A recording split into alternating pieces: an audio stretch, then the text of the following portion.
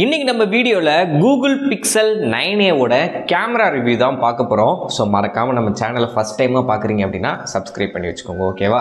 Okay, Google Pixel 9a Flipkartல பாத்தீங்கன்னா 50000 ரூபாய்க்கு பாத்தீங்கன்னா இப்ப சேல்ல பாத்தீங்கன்னா போயிட்டு இருக்கு. இது இப்பதான் லான்ச் பண்ணாங்க. ஒரு 15 நாள் கிட்ட இருக்கும். சோ அதோட பிரைஸ் 50000 ரூபாய்க்கு எல்லாரும் மெயினா திங்க் பண்றது அப்படி என்ன இதுல இருக்கு? நிறைய பேர் 50000 ரூபாய் பட்ஜெட்டை தாண்டினாலே பாத்தீங்கன்னா ஒன்னு சாம்சங் கேலக்ஸி எஸ் சீரிஸ் வாங்கணும், இல்லாட்டி ஐஃபோனில் வாங்கணும் 15ஓ 16ஓ. அதை தவிர்த்து நான் கூகுள் பிக்சல் வாங்குறதுக்கு என்ன ரீசன் அப்படின்னு பார்க்கும்போது கேமரா நல்லா இருக்கும்னு சொல்கிறாங்களே, வாங்கலாமா வேணாமா, இன்னொன்று கூகுள் அப்டேட்டட் டன் மாதிரி கொடுப்பான், வாங்கலாமா வேணாமா அப்படின்ற ஒரு சந்தேகம் இருக்கும். ஸோ மெயினாக இந்த வீடியோவில் நம்ம கேமரா எப்படி இருக்குது அப்படின்றத பார்ப்போம். ஒரு 2 நாளுக்கு அப்புறம் ஃபுல் ரிவ்யூ கேமிங்க்கு எப்படி இருக்குது, ரியல் டைம் யூசேஜுக்கு எப்படி இருக்குது, அதெல்லாம் பார்த்தீங்கன்னா செக் பண்ணும். பேசிக்காக இதில் என்னென்னலாம் கொடுத்துருக்காங்க அப்படின்றத சொல்லிடுறேன். ஃபஸ்ட்டு பின்னாடி வந்து பார்த்திங்கன்னா உங்களுக்கு ஒரு மேட் ஃபினிஷிங்கில் இருக்கும். இது வந்து கிளாஸ் கிடையாது, பிளாஸ்டிக். ஆனால் பார்க்குறதுக்கு கிளாஸ் மாதிரி இருக்கும். இந்த வட்ட கேமராவில் கொஞ்சம் டிசைனை மாற்றிருக்காங்க. முன்னாடி பட்டையாக பார்த்திங்கன்னா வரும், கொஞ்சம் எம்போசிங்காக தெரியும். இது வந்து அப்படியே பேக் பேனலோட சேர்ந்த மாதிரி ஃப்ளாட் சர்ஃபேஸாக பார்த்திங்கன்னா கேமரா பப்புன்றது கொடுத்துருக்காங்க. சென்ட்ரு வந்து பார்த்திங்கன்னா உங்களுக்கு அலுமினியம் ஃப்ரேம் பார்த்திங்கன்னா வந்துடும். ஸோ ஃப்ரண்ட்டில் வந்து கார்னிங் கொரில்லா கிளாஸ் 3 ப்ரொடக்ஷனில் பார்த்தீங்கன்னா டிஸ்பிளே கிளாஸ்ன்றது இருக்குது. மற்றபடி ஆண்டனா லைன்ஸ் கீழே வந்து டைப் சி போர்ட்டு எல்லாமே பார்த்தீங்கன்னா கொடுத்துருக்காங்க. இப்போ மெயினாக உள்ளே யூஸ் பண்ண ப்ராசர் சாம்சங்கோட ப்ராசர், அதாவது சாம்சங் கிட்டேருந்து வாங்கி இவங்க அவங்களோட கூகுள் பிக்சல் டிவைஸுக்கு ஏற்ற மாதிரி கஸ்டமைஸ் பண்ணியிருக்காங்க. கூகுளோட டென்சார் G4 ப்ராசர் 4 நானோமீட்டரில் பில்ட் பண்ண ப்ராசர் பார்த்தீங்கன்னா உள்ளே இருக்குது. இந்த டென்சார் G4 பற்றி நிறைய பிரச்சனைகள் வந்து நிறைய பேர் கமெண்ட்ஸில் கேட்டிருந்தீங்க, ரீல்ஸில் போன மாதிரி ப்ரோ அது ஹீட் ஆகுதான்னு செக் பண்ணு ப்ரோ, பேட்டரி எப்படி நிற்குன்னு செக் பண்ணு ப்ரோ. ஸோ நிறைய பேர் டென்சார்னாலே ஹீட் ஆகுது, பெர்ஃபார்மன்ஸ் வந்து த்ராட்லிங், அதே நேரம் கேம் விளாடும் பார்த்தீங்கன்னா ஃப்ரேம் வந்து ட்ராப் ஆகுது அப்படின்னு தான் சொல்லியிருக்காங்க. அதை எல்லாத்தையுமே செக் பண்ணி நம்ம ஃபுல் வீடியோவில் சொல்லுவோம். ஓகேவா? இப்போதைக்கு G4 ப்ராசர் நல்ல ஒரு ஃப்ளாக்ஸிபிள் லெவல் ப்ராசர் தான் பார்த்தீங்கன்னா கொடுத்துருக்காங்க. அடுத்தபடியாக கேமரான்னு பார்க்கும்போது பின்னாடி 48 megapixel primary with optical image stabilisation ஓஎஸோட இருக்குது. அல்ட்ரா வைடு 13 மெகாபிக்சல், செல்ஃபி கேமராக்குமே 13 மெகாபிக்சல். இன்றைக்கி இதைத்தான் அலசி ஆராய்ஞ்சு இந்த வீடியோவில் சொல்ல போகிறோம். ஸோ வீடியோ கண்டினியூஸாக பாருங்கள். டிஸ்பிளேன்னு பார்க்கும்போது 6.3 இன்ச்சு POLED டிஸ்பிளே, 120 ஹெர்ட்ஸுக்கான ரெஃப்ரெஷ் ரேட் வந்து சப்போர்ட் பண்ணுது. பீக் பிரைட்னஸ் லெவல் வந்து பார்த்தீங்கன்னா 2700 சம்திங் பார்த்தீங்கன்னா அச்சீவ் பண்ணுன்றாங்க. பட் நான் டேரக்ட் சன்லைட்டில் யூஸ் பண்ணவங்க கூட பெரிய லெவலில் டிஃபிகல்ட்டி ஃபேஸ் பண்ணல, நல்லா தான் பார்த்தீங்கன்னா யூஸ் பண்ணேன். அதில் எனக்கு ரியல் டைமாக யூஸ் பண்ணவும் பெருசாக எதுவும் பிரச்சனை இல்லை. அது மட்டும் இல்லாமல் இன்டிஸ்பிளே ஃபிங்கர் பிரிண்ட் ஸ்கேனரும் பார்த்தீங்கன்னா கொடுத்துருக்காங்க. அதுவுமே ஓவராலாக யூஸ் பண்ணி பார்க்கும்போது கொஞ்சம் ரெஸ்பான்சிவாக தான் இருக்குது. கையங்கடா வைக்கணும்.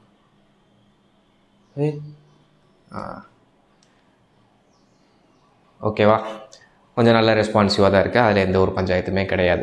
அடுத்தபடியாக பேட்டரின்னு பார்க்கும்போது 5100 mAh பேட்டரி கொடுத்துருக்காங்க. 23 வாட்ஸ் வரைக்கும் பிடி சார்ஜிங் வந்து சப்போர்ட் பண்ணும். ஆனால் டப்பாக்குள்ளே வெறும் ஃபோனு சார்ஜிங் கேபிள் மட்டும் தான் வரும். பிடி சார்ஜர் நீங்கள் தான் வாங்கணும். நீங்கள் இதுக்கு வந்து ஐஃபோனோட சார்ஜர் யூஸ் பண்ணலாம், இல்லை சாம்சங்கோட சார்ஜர் யூஸ் பண்ணலாம், இல்லாட்டி என்ன சொல்கிறது ஆன்லைனில் பார்த்தீங்கன்னா சிஎம்எஃபோட சார்ஜரில் வைக்கிது, அதை கூட வாங்கிக்கலாம். பிடி டெக்னாலஜி சப்போர்ட் இருக்கான்றதை பார்த்து யூஸ் பண்ணுங்கள். மற்ற சார்ஜர் ஓப்போ சார்ஜர் இருக்குது, ஒன் ப்ளஸ் சார்ஜர்லாம் இருக்குதுன்னு பார்த்தீங்கன்னா 10 வாட்ஸில் ஸ்லோவாக தான் ஏறும். ஸோ அதையும் மைண்டில் வச்சுக்கோங்க. ஸோ 5100 mAh பேட்ரி, அதை நான் சொல்கிறேன். ஓகேவா? இப்போ மெயினாக நம்ம பார்க்க போகிறது கேமரா தான்.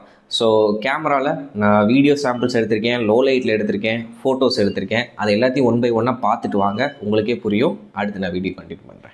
இதில் உள்ள கேமரா ஆப்ஷன்ஸை நான் ஃபஸ்ட்டு காமிச்சிடுறேன். நிறையா பேர் சொல்கிறது இந்த என்ன சொல்கிறது ஓப்போ விவோலாம் யூஸ் பண்ணிட்டு கூகுள் பிக்சல் டிவைஸோ இல்லை மோட்டோவோ போகும்போது என்னடா அது கேமரா அப்படின்னு ஒரு 10 வருஷம் பழசு மாதிரி இருக்குது, எந்த ஆப்ஷனும் இல்லை அப்படின்னு. இப்போ நீங்களே பாருங்கள், ஃபோட்டோ இருக்குது, ஒயிட் ஆங்கிள் 1x அப்படியே 2x, வேறு எந்த ஒரு ஃபில்டர் ஆப்ஷன் எதுவுமே இருக்காது. கேலரி ஆப்ஷன் இருக்கும், கேமரா சுவிட்ச் பண்ணுற ஆப்ஷன் இருக்கும். அப்படியே மேலே தூக்கி விட்டிங்கன்னா நைட் சைட்டுக்கான ஆப்ஷன் இருக்குது, டேப் ஷூட்டுக்கு ஆட்டோ இருக்குது, டைமர் இருக்குது, ஆஸ்பெக்ட் ரேஷியோ மாற்றிருக்கு. வேறு எந்த ஆப்ஷன்ஸுமே பார்த்திங்கன்னா இருக்காது. அதே மாதிரி செல்ஃபி கேமராவும் தான். இந்த கேமரா செட்டிங், இந்த ஃபோட்டோக்கில் செட்டிங்ஸ் அப்படின்னா ரீசெட் ஆலு, பிரைட்னஸ்ஸு, ஷேடோ, அதுக்கப்புறம் ஒயிட் பேலன்ஸ், அதை டெம்பரேச்சர் அட்ஜஸ்ட் பண்ணுறது, இந்த மாதிரி ஆப்ஷன் பார்த்திங்கன்னா இருக்கும். மற்றபடி பார்த்திங்கன்னா பெருசாக ஒன்றுமே இருக்காது. நான் இதில் ஸ்லோ மோஷன் ஷாட் எடுத்தேன், அதுக்கப்புறம் 4K, அப்புறம் வந்து வாய்ஸ் என்ஹான்ஸ்மெண்ட்டு எல்லாத்தையும் எடுத்து பார்த்துருக்கேன். இந்த வீடியோ பேக் கேமராவில் 4K 60 fps வீடியோ ரெக்கார்ட் பண்ணிகிட்டு இருக்கேன். ஸோ இது அவுட்டோர் தான். இதில் என்னென்னா ப்ரைமரி கேமராவில் மட்டும்தான் எடுக்குது, அதனால் அல்ட்ரா வைட் நம்மளால் ஸ்விட்ச் பண்ண முடியல. பட் வீடியோ ஸ்மூத்னஸாக இருக்கா அப்படின்றத பாருங்கள். இப்போதைக்கு ஸ்டெபிலேஷன் எனேபிள் இருக்குது. எது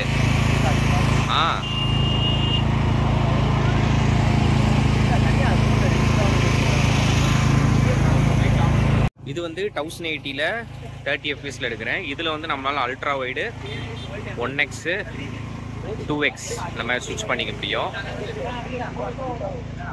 ஸோ ஆனால் இந்த கிரெயின் நாய்ஸ் இருக்குது பாருங்கள், அல்ட்ரா வைடில் எடுக்கும்போது ஒரு மாதிரி புள்ளி புள்ளியாக தெரியுது.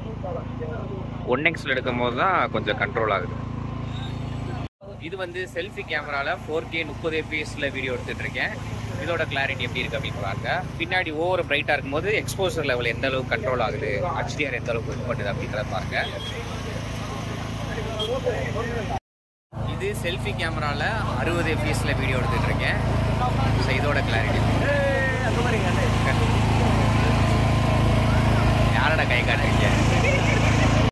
இந்த வீடியோ ஃப்ரண்ட்டு செல்ஃபி கேமராவில் 4Kல 30 fpsல வீடியோ எடுத்துகிட்டு இருக்கேன். வாய்ஸ் என்ஹான்ஸ்மெண்ட் வந்து பார்த்தீங்கன்னா எனேபிள் இருக்குது. அது ஃப்ரண்ட் கேமரா இருக்கட்டும் பேக் கேமரா இருக்கட்டும், வாய்ஸ் என்ஹான்ஸ்மெண்ட் வந்து 30 fpsல மட்டும்தான் ஒர்க் ஆகுது. பேக் கேமரானாச்சும் 60 fpsல எடுக்கும்னு பார்க்குறேன், கிடையாது. 4K 30 fpsல மட்டும்தான் வாய்ஸ் என்ஹான்ஸ்மெண்ட் வந்து வேலை செய்யுது. 1080ல் 60 fps வச்சா கூட இந்த வாய்ஸ் என்ஹான்ஸ்மெண்ட் பார்த்தீங்கன்னா வேலை செய்யலாம். இப்போ செல்ஃபி கேமராவில் டியூப்லைட் வெளிச்சத்தில் எடுத்துக்கிட்டு இருக்கேன். வீடியோ கிளாரிட்டி எப்படி இருக்குது, ஆடியோ எப்படி இருக்குன்றத கமெண்ட்ஸாக சொல்லுங்கள். இந்த வீடியோ பேக் கேமராவில் ஒயிட் ஆங்கிளில் 1080 60 fpsல வீடியோ எடுத்துகிட்டு இருக்கோம். ஸோ எந்த அளவுக்கு இருக்குது அப்படின்றத பாருங்கள். சூரியன் இந்த இருக்காப்பில் மண்டை மேலேயே அடிக்கிறாரு, தாங்க முடியல. அப்படியே 1x ஸ்விட்ச் பண்ணுறேன், இது அப்படியே 2x. ஓகேவா?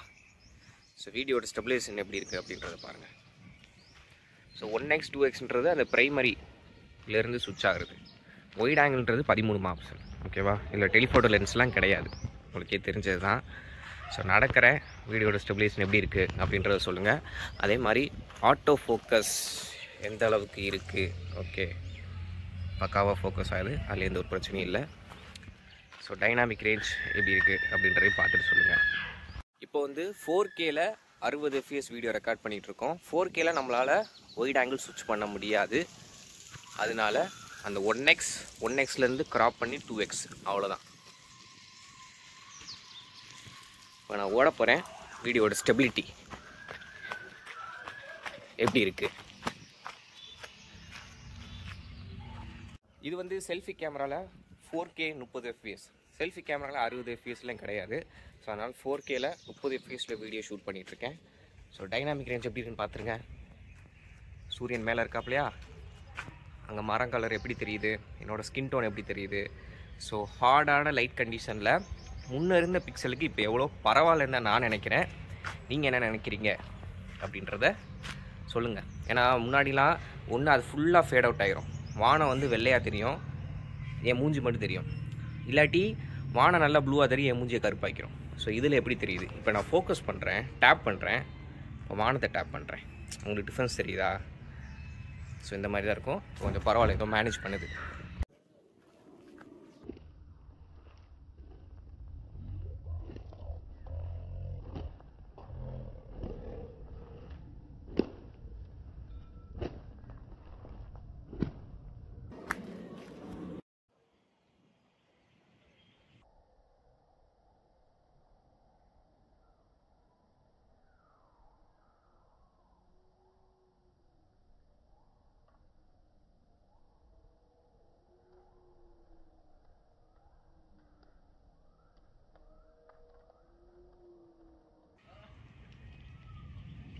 ஒரு 3/4 மணி நேரத்துக்கிட்ட பார்த்தீங்கன்னா ஃபோனை நம்ம டெஸ்ட் பண்ணியிருப்போம். டெஸ்ட் பண்ணதில் ஃபோட்டோ எடுக்கும் போதாக இருக்கட்டும், இல்லை வீடியோ எடுக்கும் போதாக இருக்கட்டும், ஃபோனுன்றது வந்து ஹீட் ஆக தான் சரியா. பங்காளி வந்து ஹீட் ஆகுறான். அது எந்த அளவுக்கு ஹீட்டு அப்படின்னா, இப்போ நம்ம பவுச் போடாமல் கையில் பிடிச்சி யூஸ் பண்ணுறோம், நமக்கு ஃபீல் ஆகுது. ஸோ இதே இது கொஞ்சம் நேரம் யூஸ் பண்ணும் போது, நீ ஃபோனை அதே யூஸ் பண்ணிட்ட, ஹீட் ஆகுது, கொஞ்சம் நேரம் கேமரா ஆப்பை க்ளோஸ் பண்ணு அப்படின்ற மாதிரி பார்த்திங்கன்னா இன்டிமேட் பண்ணுது. ஸோ ஹீட் ஆகுது இந்த ஃபோனில். நான் ஐஃபோனை தூக்கிட்டு சில நேரம் ஈட் வீட் ஃபுட்டுக்கு விலாக் எடுக்கும் போதும் பார்த்தீங்கன்னா ஹீட் ஆகும். அப்படியே கேமரா பார்த்தீங்கன்னா ஹேங் ஆகும், அப்படியே ஃப்ரீஸ் ஆகி நின்றோம். அந்த மாதிரி பஞ்சாயத்தில் வருது. இதுவுமே பார்த்தீங்கன்னா நம்ம அவுட்டோரில், அதுவும் இப்போ வெயில் அடிக்கிறது உங்களுக்கே தெரியும், ஹீட் ஆக தான் செய்யுது, வார்மாக இருக்குது. ஸோ ஹீட் ஆகுன்றதை தெரிஞ்சுக்கோங்க. உள்ளே இருக்கிற வேறு எக்ஸினோஸ் மாமா தான் இருக்கேன், அதனாலே பார்த்தீங்கன்னா ஹீட் ஆகுதா என்னன்றது தெரியல. பட் டேரக்ட் சன்லைட்டில் இந்த ஃபோனும் இல்லை, எந்த ஃபோனை யூஸ் பண்ணாலும் கண்டினியூஸாக கேமரா ஆப்பு இல்லை கேமிங்கே வெளியே வச்சு விளாடும் போது ஹீட் ஆக தான் செய்யும். இப்போ நான் எடுத்துகிட்டு இருக்கேன்ல Xiaomi 14 CV, இதை எடுக்கும் போது வாமாது. ஏன்னா இப்போ நான் 4K 60 FPS வீடியோ ரெக்கார்ட் பண்ணிகிட்ருக்கேன். ஸோ இந்த ஃபோனை ஒரு 10 நிமிஷம் தான் யூஸ் பண்ணிகிட்ருப்பேன், அதுவும் பார்த்தீங்கன்னா ஹீட் ஆக தான் செய்யுது. நான் ஃபஸ்ட்டு செக் பண்ண ஆரம்பிச்சது இந்த லோ லைட் ஃபோட்டோகிராஃபி தான். இது வந்து பிரைமரி 1x, இது 1xலேருந்து அப்படியே 2x அப்படியே க்ராப் பண்ணி எடுக்கிறது. இது செல்ஃபி கேமரா. எல்லாத்துலேயுமே நீங்கள் அந்த ஒயிட் கலரில் கார்னர்லாம் பார்த்தீங்கன்னா புள்ளி புள்ளியாக நாய்ஸை வந்து உங்களால் ஃபீல் பண்ண முடியும். அதை வந்து லைவாக வந்து அந்த மிரரிங்கில் பார்க்கும் போதே பார்த்தீங்கன்னா தெரியும். ஆனால் ப்ராசஸிங் பண்ணி வந்ததுக்கப்புறம் கொஞ்சம் பெட்டராக இருக்குது. இருந்தாலும் இந்த பட்ஜெட் 50,000 ரூபா கொடுத்து வாங்கும் போது கூகுள் எவ்வளோ பெரிய நிறுவனம், அந்த இமேஜில் இருக்கிற நாய்ஸை கூட அவங்களால சாஃப்ட்வேரில் இது பண்ண முடியலன்னா என்ன அர்த்தம். ஆனால் போர்ட்ரேட் ஷாட்டில் நல்லாயிருக்கு. நீங்கள் போர்ட்ரேட் ஷாட்டில் எதுலேயுமே பார்த்தீங்கன்னா அந்த ஒயிட் கலரில் புள்ளி புள்ளியாக நாய்ஸை வந்து உங்களால் பார்க்க முடியாது.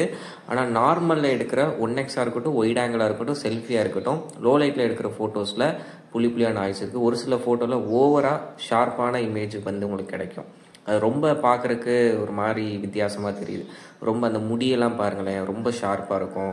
ஹார்ஷான லைட் கண்டிஷனில் பார்த்தீங்கன்னா அந்த ஸ்கின் டோனு எல்லாத்தையும் மேட்ச் பண்ணணும்னு சொல்லிட்டு ஒரு மாதிரி பண்ணாது. உங்களுக்கு லைட்டாக ஜூம் பண்ணி காட்டுறேன் எந்த அளவுக்கு இருக்குது அப்படின்றத காட்டுறதுக்காண்டி. இது வந்து மேக்ரோ ஃபோட்டோஸ் ப்ரைமரியில் தான் எடுக்குது. அல்ட்ரா வைடில் பக்கத்தில் போனேன் ஃபோக்கஸ் ஆகலை.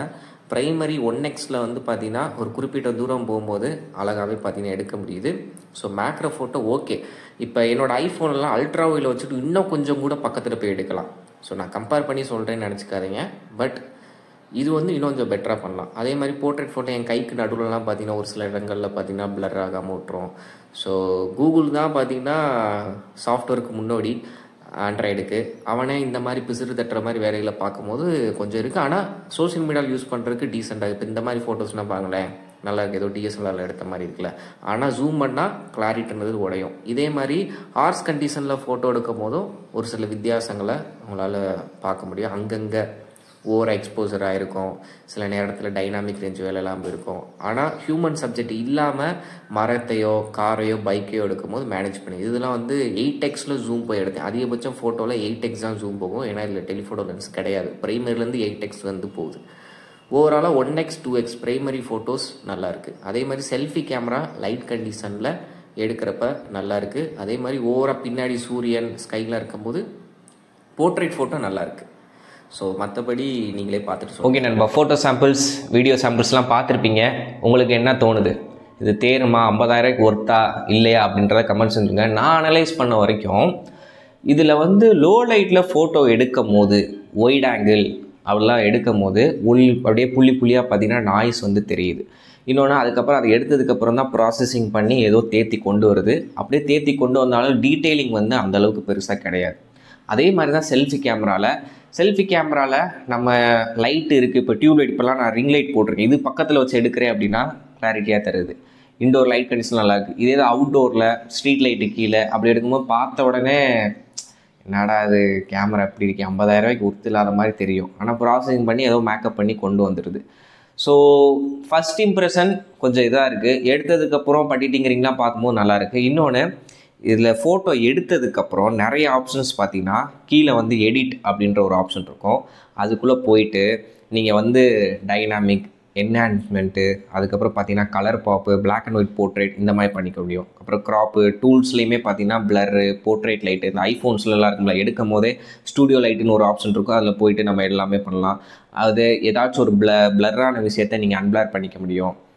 ஸோ அதுக்கப்புறம் பார்த்தீங்கன்னா magic eraser option, colour focus, இந்த மாதிரி எக்ஸ்ட்ராவாக எடிட்டிங்கில் உங்களுக்கு டீஃபால்ட்டாக அந்த மொபைலில் உள்ள ஃபோட்டோஸ் ஆப்பில் வந்து கொடுத்துருக்காங்க. அதை வச்சு நம்ம மேக்கப்லாம் பண்ணிக்க முடியும். மேஜிக் எரேசர் நான் யூஸ் பண்ணி பார்த்தப்ப நல்லா தான் இருக்குது. ஸோ இந்த மாதிரி எடிட்டிங் ஆப்ஷன்ஸ் வந்து பார்த்திங்கன்னா ஃபோட்டோ எடுத்ததுக்கப்புறம் நம்மளால் பண்ணிக்க முடியும். பட் நிறைய பேர் ஓப்போ ஃபோன்ஸ்லாம் யூஸ் பண்ணிவிட்டு டேரெக்டாக பிக்சல் வாங்கும்போது என்னடா கேமராவோட ஒரு செட்டிங்ஸுமே இல்லை, இதுக்காக இதை கொடுத்து வாங்கினேன் அப்படின்ற மாதிரி ஒரு ஃபீல் பண்ணுவீங்க. ஏன்னா இது ஸ்டாக் ஆண்ட்ராய்டு. உங்களுக்கு இது வந்து யூசர் எக்ஸ்பீரியன்ஸ் வந்து ஸ்மூத்தாக இருக்கும், எந்த ஒரு ப்ளோட்வேரும் இருக்காது. அதுக்காகவே பார்த்திங்கன்னா இது ராவாக இருக்கும். ஸோ அப்படி இருக்கும்போது நம்ம கேமரா ஆப்பில் அதெல்லாம் எதிர்பார்க்க முடியாது. ஃப்யூச்சரில் வேணால் அவங்க ஒவ்வொன்றா கொண்டு வரலாம். பட் இப்போதைக்கு இதுதான் நிலைமை. ஃபோட்டோ எடுத்ததுக்கப்புறம் நீங்கள் எடிட்டிங்கில் என்ன வேணால் பண்ணிக்கலாம். ஸோ என்னைய கேட்டால் அல்ட்ரா வைடு நீங்கள் இன்னும் இம்ப்ரூவ் பண்ணியிருக்கலாம். டெலிஃபோட்டோ லென்ஸ் வந்து கொடுத்துருக்கலாம். ஏன்னா சாம்சங் ஐஃபோனோட தான் கம்பேர் பண்ணுறாங்க. இவங்களோட காம்படிட்டரே அவங்க தான். அப்படி இருக்கிறப்ப ஐஃபோன் இன்னமும் 1 லட்ச ரூபாய்க்கு ஃபோன் வாங்கினா கூட அதில் 2 கேமரா தான் இருக்குது அந்த ப்ளஸ் சீரீஸில். சாம்சங்குமே பார்த்தீங்கன்னா அந்த நார்மல் சீரிஸ் 70,000 ரூபாய்க்கு வந்து 60,000 70,000 வாங்குறதுலேக்குமே அவன் ஃப்ளாக்ஷிப் கிரேடுக்கு எதுவும் கொடுக்குறதில்ல. ஏதாவது ஒரு கஸ்டமைஸ் பண்ணி ஆப்ஷன்ஸ்லாம் குறைச்சி தான் வைக்கிறான். ஸோ அப்படி இருக்கிறப்ப இது இப்படி தான் இருக்குது.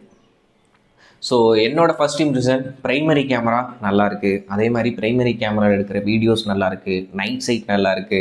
எடிட்டிங்கில் நிறைய ஆப்ஷன்ஸ் வந்து பார்த்திங்கன்னா ஃபோட்டோஸ் செட்டிங்ஸில் பார்த்திங்கன்னா கொடுத்துருக்கான்.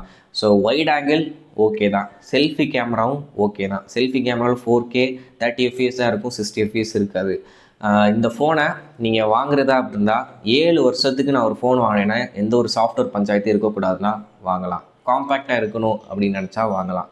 கேமராவில் இதுதான் விஷயம். இதை வச்சு பெரிய லெவலில் விலாகோ எல்லாமே எடுக்க முடியாது. ஏன்னா டெலிஃபோட்டோ லென்ஸ் கிடையாது. ஸோ ஒயிட் ஆங்கிளுமே அந்தளவுக்கு பிரமாதமாக இல்லை லோ லைட்டில். ஸோ இந்த இதெல்லாம் நெகட்டிவாக இருக்குது கேமராவில். பாசிட்டிவும் நான் சொல்லிட்டேன். ப்ரைமரி கேமராவில் எந்த ஒரு குறையுமே சொல்ல முடியாது. நல்லாயிருக்கு. வீடியோவும் ஸ்மூத்தாக இருக்குது. வாய்ஸ் என்ஹான்ஸ்மெண்ட் வச்சு வீடியோ எடுக்கும் போதும் நாய்ஸ் எல்லாம் பார்த்திங்கன்னா கொஞ்சம் கண்ட்ரோல் பண்ணுது. டைனாமிக் ரேஞ்ச் நல்லாயிருக்கு. ஃபோட்டோவாக இருக்கட்டும் வீடியோவாக இருக்கட்டும். ஸோ இதுதான் ஓவராலாக கூகுள் பிக்சல் 9a என்னோட ஒரு அபிப்பிராயம். ஃபுல் ரிவ்யூவில் இதோட பெர்ஃபார்மன்ஸ், பேட்டரி லைஃப், ஹீட்டிங் ஆகுதா அப்படின்றதையுமே நான் சொல்கிறேன். ஓகேவா? மறக்காம நம்ம பேஜை ஃபாலோ அண்ட் சப்ஸ்கிரைப் பண்ணி வச்சுக்கோங்க. ஓகே நண்பா, தேங்க்யூ, பை பை.